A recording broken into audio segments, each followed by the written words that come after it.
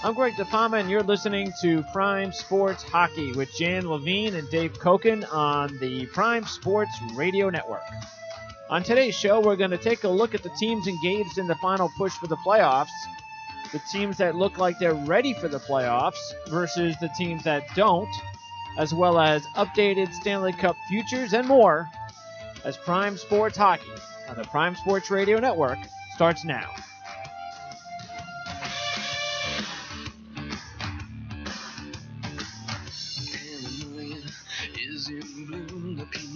All right, it's Friday, March 30th, 2018. I'm Greg DePalma. Before we get started, make sure to visit Covers Experts. That's experts.covers.com for the very best in sports betting information. And for a limited time only, take 50% off any purchase by using promo code PRIME50. That's PRIME50. And also, if you want to wager on the Stanley Cup playoffs, click on the You Wager banner on our website, and you can get a special $100 risk-free wager if you sign up this week when you deposit $100 minimum in your account. Time to introduce my co-host to the show. He's the hockey editor here at Prime Sports Network and also writes his barometer reports for RotoWire.com. And he won't have anything to worry about over these next few months. No long sleepless nights for this one during the postseason. He's going to join me because I've been kind of in this spot the last couple of years. He's a Ranger fan, Jan Levine. Wow, nice intro, Greg. Thank you for rubbing it in. The first time that the Rangers have played a game that meant nothing in the standings during the regular season since the 2003-2004 season. Really? That's obviously that ranges back to when the lockout started and then the Heinrich Lundqvist era. The last time the Rangers did not make the playoffs was 2009-2010, falling in a shootout 2-1 to Philly, in a game I was actually in the press box for. And the old adage of no cheering in the press box is 100% true, because right before the overtime started, the person who I was going with and the guys I write for at Hockey Buzz, the person who owns the site, looked over to me and said, do not have any emotion regardless of what happens. Because A, I was in Philly, and if the Rangers won, I might have gotten lynched and not made it back home to New York. And then B, secondly, clearly that is a true adage and a true statement that everybody's supposed to live by. So I was there. I watched it. I was actually in the locker room after the game, about 10 feet away from John Tortorella in his post-game press conference. So needless to say, one of the worst Amtrak rides home. All right. Did the Philly riders, did they get all, up? No, nothing. No? Okay, Honestly, good for nothing. them. The crowd obviously was more than happy. Sure. Given, and if anybody remembers, that's when Philly actually made a run to the Cup Finals. That's right. That was crazy. Based upon that's winning. hockey. So yes. Yep, you love that. That's what you love about hockey. Ain't nothing like the NBA playoffs, that's for sure. All right, also joining us for the first time on the network, we look forward to having him contribute with us through our extensive playoff coverage, is longtime Las Vegas-based sports analyst and purveyor of the website SmokingKoken.com. He's also a pro sports handicapper for Covers Experts at Covers.com, your one-stop shop for current and accurate sports gaming info. Dave Koken. Dave, thanks for joining us today. Yeah, and I may as well throw this in. I'm a native New Englander, so I'm a Bruins fan, and obviously, as much as I'm rooting for the Bruins, anytime the Rangers miss the playoffs, it's already a good season. Ooh, I like those are fighting words. Yes. And he says yes. By the way, I should alert you guys. I know, this is important stuff. A significant winning streak came to an end earlier this week. Okay.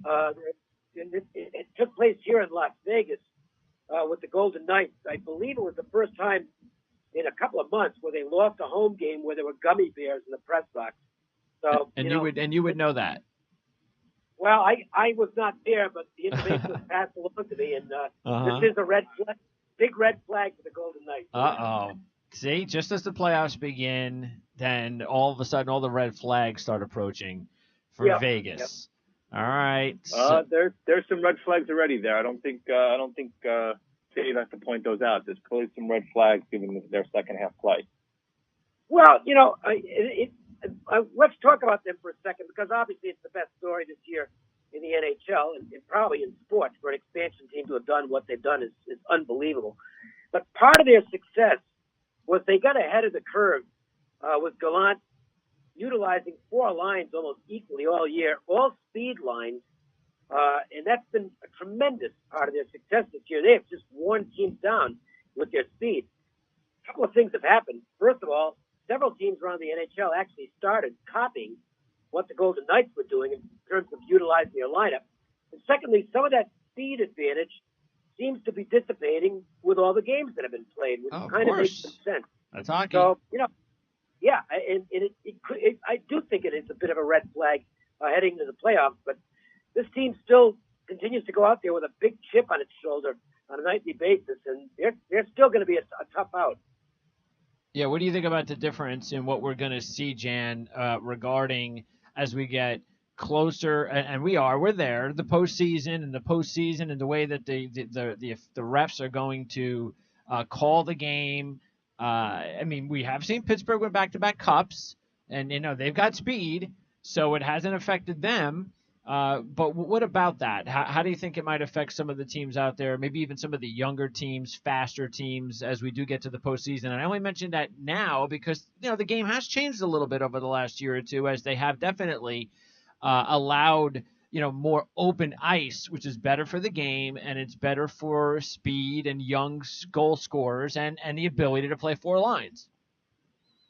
So I think the need for 4 lines is critical, as we've seen in the playoffs. When you think about playoff heroes, quote unquote, a lot of times you're looking at guys who are 4th liners. Unfortunately, as a Rangers fan, I remember John Druce going on that run many years ago, and you see that happen a lot, where I wouldn't call him a scrub, but a guy who's not a number 1 player or first line or second line player ends up stepping up in the playoffs because of all the focus given to the top 2 lines. And I think what's going to happen early on is you'll see the NHL crack down very early on to checking and holding calls, making sure that the teams know that they're going to be very tight in terms of their calling, and then it'll start to open up a little bit. So teams with speed may have a bit of an early advantage until everybody adjusts to it, and then you'll see the NHL start scaling it back little by little, so that teams who have speed still have an advantage, but they don't have the material advantage maybe that they had previously. And to me, I think the biggest things for Vegas is that not their offense, because I don't think we can say that, given that they've done it all year, that they're all of a sudden going to flop. I mean, you look at what William Karlsson's done and Jonathan Marchessault's done, Riley Smith when he comes back. You look at James Neal. You look at all the guys that they've had up and down the lineup producing. To me, the biggest question on that team is going to be their defense. And while guys like Nate Schmidt and other blue liners have played well on that team, and you have Marc-Andre Fleury, when healthy, in the background to clean up anything, I think if you look at that blue line, they don't strike you as one of the better blue lines in the NHL. They're a good blue line, but there's not a guy who you look at that blue line and go, wow, somebody is most certainly elite on that blue line, who's going to step up, who's going to be the difference maker come playoff time. And to me, that's the difference. I mean, Shea Theodore and Brady McNabb and guys like Nate Schmidt, and I said it, and Colin Miller, who's been great coming over from Boston. They've all played better than expected because of the additional minutes given. But I don't know whether or not you can translate that to say, hey, that's going to be the guy on that blue line who's going to step up and play, material minutes and be the guy who's going to produce from the blue line. Because I don't think they have guys that, in the course of a shorter series where talent reigns, I don't necessarily think if they have that kind of a blue line. What do you think, Dave, about what you think right now the team is going to respond? They've got enough of a lead, 5 points, so it looks like they're going to win the division. What do you think about? What's the mood overall, especially with the excitement of what they've been able to accomplish? Because you got to wonder pressure. I mean, the beginning of the season, if you would have just snapped a finger and transformed them to the playoffs in 5 seconds, there would be no pressure. But now all of a sudden, I'm sorry, I don't care what anybody says, I bet you there's got to be some pressure on these guys going to the postseason after what they've accomplished in the regular season. Well, yes and no. I think there's pressure because obviously it's the Stanley Cup playoffs and it's uncharted waters for the team. But I'm still hearing kind of the same drumbeat I heard earlier this season. Well, it's a good story, but reality is going to set in. And I think that they're probably going to have that chip on their shoulder going into the playoffs once again, where they're going to perceive, and whether it's accurate or not doesn't matter. Sure. It's all what they perceive Yep. is that nobody's given us a chance. We're the underdogs. And I'm going to be really interested to see what the betting lines are as far as the Golden Knights are concerned, because this is going to be a tough one for the odds makers. They're just getting an extraordinary amount of Golden Knights action on a nightly basis. I mean, every time a team takes the ice, the locals just flock to the sports books or bet, on their apps, and it's Las Vegas, Las Vegas, Las Vegas, Las Vegas. I guess that's going to continue in the playoffs, but at the same time, I think you're going to see some sharp dollars. And whether it wins or not doesn't matter, but the sharp dollars are going to show up on the opposition right off the bat in the playoffs. And I'm going to be really interested to see what the odds makers do as far as the price is concerned. I don't know at this point. Okay. Obviously, the Golden Knights will be favored in their first round matchup, but it'll be interesting to see if they adjust for the expected flow of local money or more for the expected flow of sharp money the other way. Tough job for the odds makers on them. Who are they scheduled to play right now if the season ended today? Do we know, Jan? Let's see. I'm taking a look. It's kind of based upon where they finish in their division. Also, is kind of the key. So if they win the drive division, so if you're the 2 seed in your division, you play the 3 seed in your division. If you win your division, it all depends. So right now they would face the Blues. But as we will see that the playoff picture is far from settled, especially out west. I mean, there's still probably 4 teams battling for 3 spots. I kind of give Minnesota a little bit of an edge given where they are. They're at 96 points playing 77 games. The Kings are at 93 points playing 78 games. So both of those have the 3 seeds in their respective divisions. St. Louis is at 76 games played, 91 points. Anaheim at 77 games played, 91 points, so they're in the wild card. And looming right behind them is Colorado with 90 points in 77 games. So who do they want? They want to see Colorado, of course, right? They would love Colorado to somehow get in. Let me put it this way. Nobody wants to see Anaheim. Let's put it that way. No. I'll put it 2 ways. One, nobody wants to see Anaheim given their playoff pedigree. Again, Ryan Kessler's had a very injury-prone season, but come playoff time, he's going to be a massive weapon. And you look at that team after adding, the trade of moving Sami Vatanen wasn't a particularly great trade, but adding Adam Henrique lengthened their lineup and really was a major key because with Kessler struggling, but they still have a very good blue line in Anaheim, and Gibson's played very well. You also look at LA in terms of their pedigree, and while Suter's gone now in terms of the coach, you look at guys like Kopitar, you look at what Jeff Carter's done since he's returned, you look at Jonathan Quick, you got Drew Doughty, you have Muzzin when he comes back, you got Alec Martinez. So they have a playoff pedigree. So that's a team that nobody wants to face at all. So I would say, yes, Colorado is probably the team that we view maybe as the second best story in the NHL this year compared to Vegas, because I don't think anybody would have seen this happening with Colorado, given how they ended last year and given what was hanging over their head until Matt Duchene was traded. And subsequent to that trade, that trade has lifted a weight from that locker room. And you look at what Nathan McKinnon's done, you look at what Gabriel Landeskog has done, you look at what Mika Rattanen has done in terms of as a number 1 line, and then you add in what Jonathan Bernier and Semyon Varlamov have done between the pipes, and that's a pretty good story. But come playoff time, I don't know if anybody would look at them and say, wow, I'm afraid of playing Colorado, even though Colorado's been playing extremely well, especially lately. Well, what do you think would be the best matchup for marketing purposes for Vegas, Dave? For marketing purposes? Yeah. Would it be LA? Oh, no question. No question. I mean, that's the rivalry they're trying to build, and that would be huge. The team, if I'm a Golden Knights fan, I know they're red hot right now, but give me St. Louis, because the Blues have effectively, their last 30 days, they played all playoff games. They were giving up for dead at the trading deadline. They were playing horrible hockey. They dumped Stastny. It looked like, that's it, they're done. And this team, speaking of chips on their shoulder, they got one. But this has been a tremendous playoff drive to get into the wild card right now for the Blues.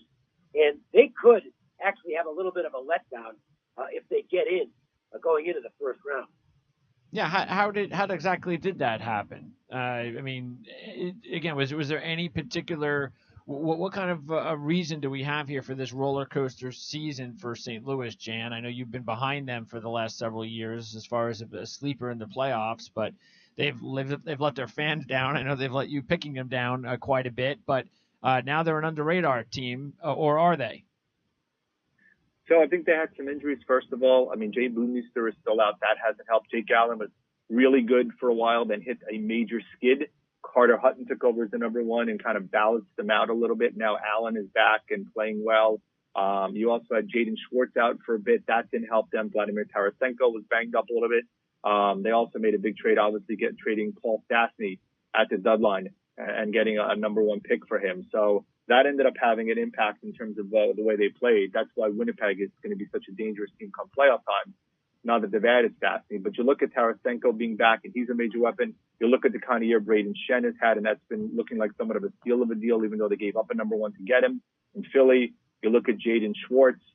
They've also had Robbie Fabry out the whole year. So depth-wise, I don't know if they have the same depth as they did before. But when Allen is playing well, and you look at what Pietrangelo and Parayko and Vince Dunn stepping up this year as a rookie can do, even though with the loss of Kevin Shattenkirk last year at the deadline and then obviously signing with the Rangers this offseason, they're not as good of a team, in my opinion, as they were last year or the years before that, but they seem to have coalesced as a group together. But right now, I would say if you're looking at it, because they have a game in hand, they do have a little bit of an edge. But if I'm kind of ranking and tier ranking, the teams that have a shot, I'd probably put Anaheim and Colorado slightly above them in terms of the likelihood of making the wild card as opposed to St. Louis, just because I think St. Louis is lacking that material depth that other teams may have because of the fact that they've lost the Stastny and Shattenkirk over the last year. And then over in the East, because really, if you look at it, there's really only two teams on the outs that have a legitimate chance to get in, and that's Colorado in the West and Florida in the East. Yeah. Well, again, I mean, Florida just, you talk about a damaging loss last night. You cannot lose. I mean, they got 1 point out of it, but you got to get 2 points against Ottawa. That could be the point that keeps them out of the playoffs. You just cannot lose a point to Ottawa. No, especially since Ottawa fans probably were rooting for Florida to win outright.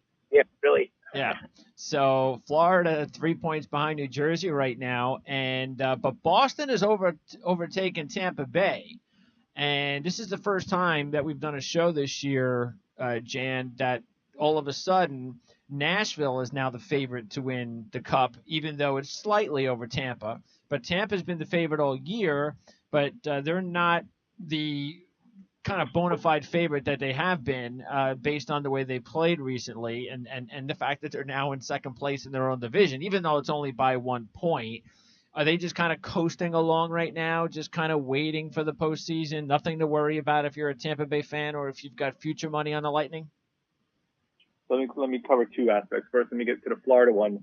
Dave, not only was the loss to Ottawa damaging, but the one the night before to Toronto, especially for a Toronto team that's basically locked into the 3 seed, was materially damaging. For me as a Ranger fan, I want Florida to make it because that means New Jersey's out and the Rangers have the Devils' second-round pick that they got from Michael Grabner. So to me, I have a lot of skin in the game.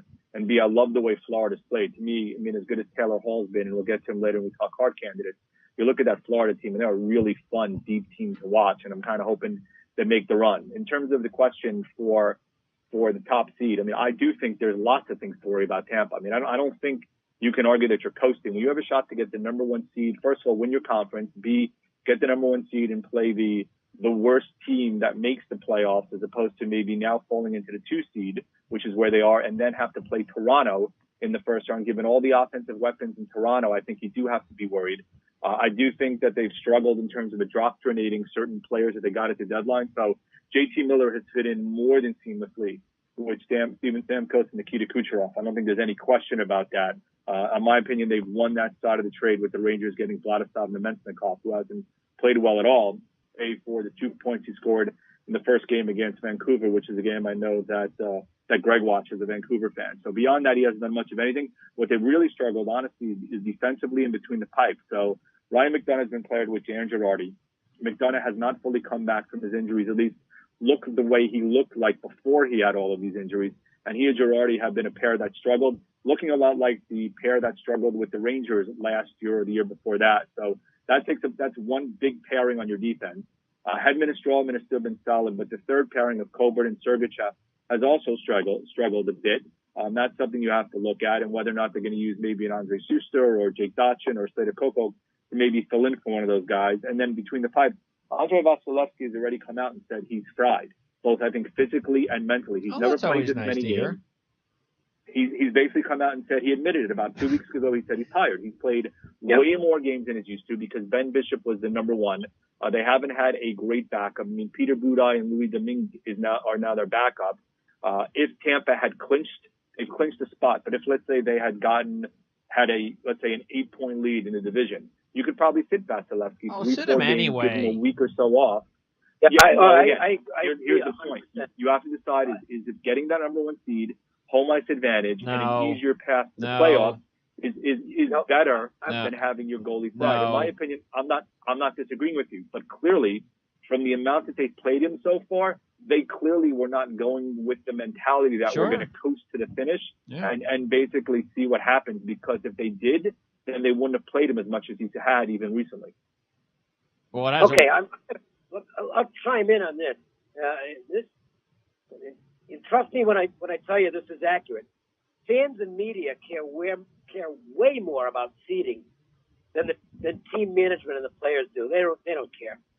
They just want to get in the playoffs and go from there. And in the NHL, as opposed to the other sports, home ice means less in the NHL playoffs than in any other sport. It's almost meaningless. So I'm not reading a whole lot of this into Tampa. And to me, if I'm in charge there, I'm going to get my guys some time off in this last week or so before the playoffs. If they don't finish on top, so what? You want to be as fresh as you can going into the playoffs. Those are the games that matter. And they just don't. I've seen this over the years, and I know people get, oh, no, it doesn't matter. It doesn't matter, okay? Not to the teams and the players. They just want to be in the playoffs. We put way more stock into this than they do. Yeah, I don't know if it's look. We've also seen coaches over the years ride their goalies, ride their number ones. I mean, we talk about it all the time. Everybody says, all right, well, this guy's either too inexperienced or he's too old, and so therefore you need to make sure that he doesn't overextend himself this season. And that's what's said, say, in the preseason. It sounds good, and that's what the fans expect. But I don't get it. I don't understand why some of these coaches just, for whatever reason, all right, and you're watching the game and you're going, he's out there again. He's out there again. Why isn't he sitting him? Why is this guy playing 7 straight games? You know, we're clearly in the postseason. This guy needs to rest. Why does he keep playing him? I'll use Fleury as an example. He's worn down in the playoffs in the past. We've seen that happen. I don't know why he's playing almost every game for Las Vegas right now. Particularly with the fact that he's had some concussion issues. He's gotten knocked out a couple of times this year. I don't want it to sit completely because you don't want him to lose his sharpness, but I'm going to give Subban some starts in this last week of the season. I don't care if they drop back a seed or not. I know, and again, it just points to what I was saying earlier. Just get ready for the playoffs. That's what matters right now. These last few regular season games, if you've already clinched your spot in the playoffs, put the focus on the playoffs. All right, especially in the NHL where any seed can go far. Now, I do want to, before a couple more things, well, actually one more thing, and then we're going to move on to a few other topics, and that's Boston. And you're originally from the Northeast, right, Dave? Yep. You're a Providence guy. So, do you believe in what's going on with Boston right now? I mean, do you believe that they are a Stanley Cup championship caliber team, and they are dealing with injuries? There's probably, I mean, they do have Nash, McAvoy, and Chara. They have to get back, but still, they've made the move into first place, and you've seen them win a Stanley Cup before. So, are they a favorite in your mind to win the Stanley Cup? Yeah, they're one of the best teams in the league. I mean, they've got balance. Bergeron to me is the key component. He's got to stay on the ice. The guy's as good a two-way center as there is in the league.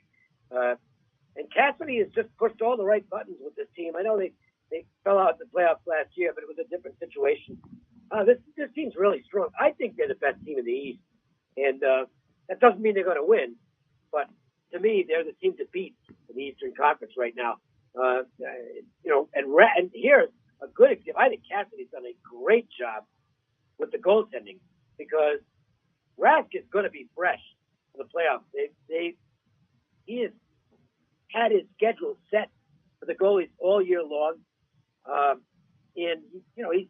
we've known who's going to play goal in the next game 1 or 2 days before, right down the line. I mean, this is what we're going to do. That's it. And Rask is not going to be worn out at all. And I think he could be a big difference maker in the playoffs. Jan, injuries to Boston, as I mentioned, and you also mentioned a few others. Keep in mind other guys, key guys that are dealing with injuries. You got Trouba with Winnipeg, Thornton with San Jose, Johansson with the Devils, Foligno and Josh Anderson with Columbus. So any of these guys that we've talked about that you think won't be available for the playoffs? Well, Foligno's out 2 to 4 weeks, so it all depends on if he makes it back for the beginning part of the playoffs. And not that he was playing great, but he's another depth guy who's gotten some playoff experience before. So that's one guy to keep in mind. I mean, obviously Rick Nash's concussion, given his history in the past, is something to keep an eye on. And he supposedly is skating, but he's not necessarily back with the team yet. So that's clearly something to keep an eye on in terms of his injury. Then Charlie McAvoy is inching his way back from that strained left MCL. He was supposed to be out a month. So he should be basically back just before the regular season ends by the latter part of next week, giving him a couple of games to play. So that's one of those things to clearly keep an eye on, because if they can get Trouba back, it materially lessens their defense, especially on the offensive side, given how well he's played this year. That's another guy to keep in mind in terms of for the playoffs. So that's 2 big pieces for Boston right there. Okay. Both Nash and McAvoy that have an impact in terms of where they are moving forward. And then in terms of Trouba, he came back from his injury. Now he's got a concussion. The viewpoint is that it's supposed he's not a major one, although obviously saying it's not a major one is usually what happens to somebody else, because if it happens to you, seeing if you look at baseball, what's gone on with Clint Frazier, that's supposed it's a minor concussion, and he still had impact and concussion symptoms from it.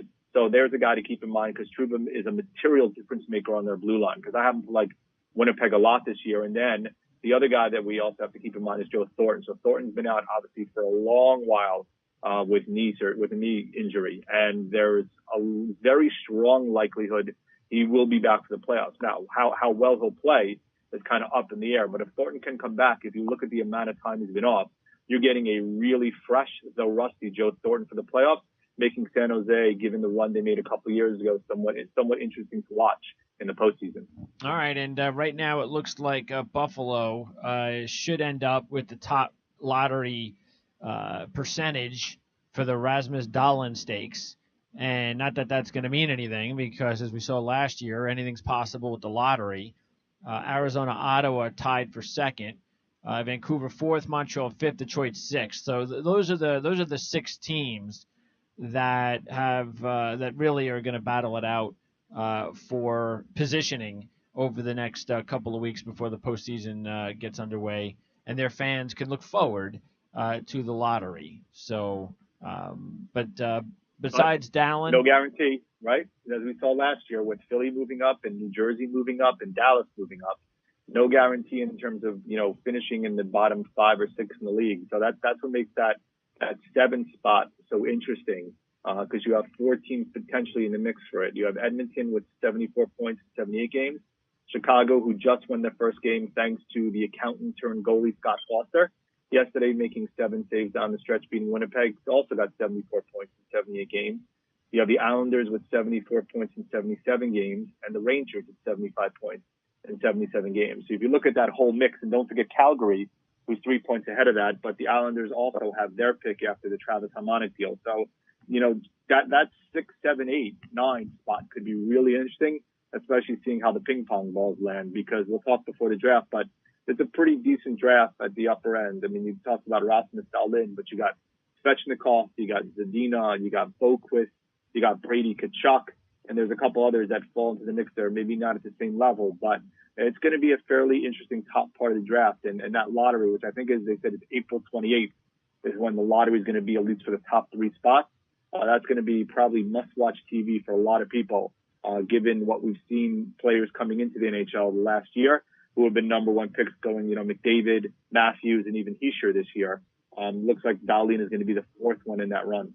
Speaking of McDavid, last thing before I let you guys go, Dave, McDavid, would you give him the Hart Trophy, or would you give it to someone else that's actually in the postseason? No, I'm going to give it to somebody in the postseason. And McDavid's the best player in the league. That's not exactly a secret, but I mean, to me, you can't give an MVP to a team that's been as bad as Edmonton and a complete flop after exciting everybody in the playoffs and high expectations this year. It's not his fault, obviously, but that's the way it goes. I got to tell you, I think McKinnon, if Colorado gets in the playoffs, I think McKinnon's going to end up getting the Hart. And I can't argue against it. He's been spectacular for that team this year. I mean, God, you watch that team. Does this guy ever not make a tape-to-tape pass? It's just electrifying to watch his passing. Absolutely phenomenal player. I'm not a big awards guy, so I don't pay much attention to it, but I think McKinnon's the favorite if Colorado gets the playoffs. By the way, I got to mention one quick thing, because we were just talking about the draft choice and the draft lottery. The most interesting lottery to me, or sweepstakes, if you will, is going to be the Joel Quenneville sweepstakes. I think he's going to leave Chicago, and I think he's going to go to a team that he feels has a chance to contend right away. You look at Calgary and say, boy, that could be a landing spot for Quenneville, because they've got some good talent up there. I think Gullett, I like Gully because I knew him when he coached the ECHL team here. Haven't they traded away a lot of their draft picks, though? Do you know? I'm pretty sure they've traded. They traded a bunch in the Harmonic deal. I mean, obviously they've given up this year's number one. Yeah, which was a pretty big trade. So maybe we'll and if you look at the lottery this year, not having that number one, again, it's interesting. I don't think the NHL has a lottery protection allowance, but it may be something that may be part of the future CBA, like other leagues have it, because Calgary clearly would have basically tried to lottery protect that pick this year. Where do you? I mean, to me, it's the most fascinating off-season thing, because I really don't think he's going to stay in Chicago. They're going to have to undergo a pretty significant rebuild there. They could be next year's version of this year's Rangers, where it's like, sorry, fans, but we don't have any choice. We have to do this. Where do you guys think he lands? Because this guy would be a tremendously desirable commodity. Maybe he'll go to the Rangers. Again, it's very interesting to see if Alain Vigneault goes. And one of the things we can talk about, and I've had lots of disagreements, is the difference. What does it mean for the Rangers in terms of rebuild versus retool? Are you totally tearing down? Are you not totally tearing down? I mean, with Henrik Lundqvist there, you're clearly not doing a full tear down. And if you look at some of the young pieces that played this year, and you also have three number ones this year, three number twos, as well as Philippe Heitel and Elias Anderson coming in. There are nice pieces there. I mean, I still think they need a number one blue liner now, clearly, because that's a major weakness. But I could see him there. I mean, I'm waiting to see where Suter ends up going. If he comes back now that he's a year past LA, I could see Calgary as a match, because I think even though Sean Monahan and Johnny Gaudreau are basically both out for the year, you look at two top line players there, where if he goes there and you bring in a third piece, the blue line is a pretty darn good blue line. Mike Smith was good before he got hurt. John Gillies is a nice backup in their future piece there. So I could see Quenneville or Suter ending up in Calgary as a guy as their coach for the future. And so I think it's going to be interesting. And then, Dave, just to get to your point in terms of the Hart Trophy, I agree with you in terms of, this is the big dilemma of MVP, and is it best player or most valuable player? To me, I think the Pearson Award, I think, is probably more for best player, and McDavid should get some kind of award for that. But I do add McKinnon. I put Taylor Hall in the mix if the Devils makes the playoffs, because if you take Taylor Hall off that team is basically bottom of the barrel. They're no way making the playoffs what Hall's done. And then one sleeper guy who hasn't gotten enough talk about is Evgeny Malkin. I mean, Malkin, as good as Crosby's been, Malkin's been absolutely phenomenal this year, probably having essentially his best season in the NHL. And every time you look up, he's dominating play in terms of possession and scoring. So while Pittsburgh has a ton of guys there, and Crosby being one of them, and Kessel, in my opinion, Malkin has been the best player on that team by far this season.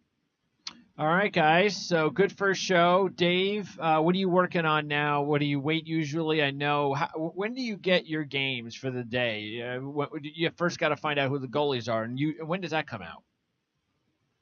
I like to wait for the confirmed goalies and see if I can get a morning skate report. if a team is having a morning skate. Then we'll go from there. I have a feeling I'm not going to do much tonight, and I won't do much down the stretch because, again, there's a lot of games that are just not very meaningful over the last week of the season.